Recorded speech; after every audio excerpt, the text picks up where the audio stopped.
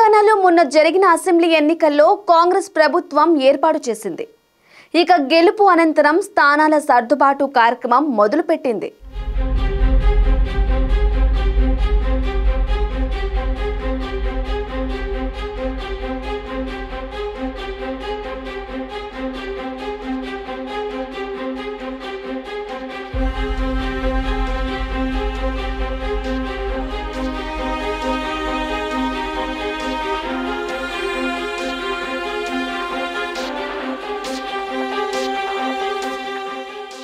గత ఎన్నికల్లో party ticket పొంది ఓడిన వారికి సెకండ్ లిస్టులో ఉంచి పార్టీ కోసం టికెట్ త్యాగం చేసి పార్టీ గెలుపు కోసం పనిచేసిన వారికి ప్రాధాన్యత ఇవ్వనున్నట్లు నిన్నటి ఏఐసీసీ నిర్ణయించినట్లు గాంధీ భవన్ వర్గాలు చర్చిస్తున్నాయి.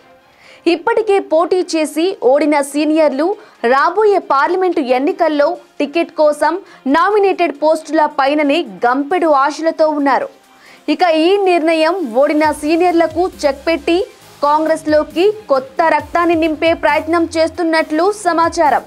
ప్రస్తుతం తెలంగాణలో 6 ఎమ్మెల్సీ స్థానాలు ఖాళీగా ఉండగా అందులో 2 గవర్నర్ కోటాలో, మరో 2 ఎమ్మెల్యే కోటాలో, లోకల్ బాడీ నుండి గ్రాడ్యుయేట్ల నుండో చెరో స్థానాలు భర్తీ కానున్నాయి.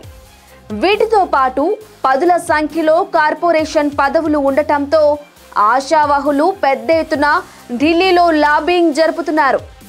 ఇక తెలంగాణ కాంగ్రెస్ ప్రస్తుతం రాబోయే పార్లమెంటు ఎన్నికల దృష్ట్యా కొన్ని కఠిన నిర్ణయాలు తీసుకోవటానికి సిద్ధం అయినట్లు కనిపిస్తోంది.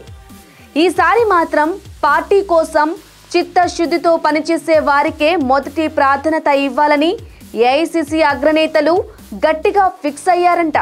For more updates keep watching Bihari news.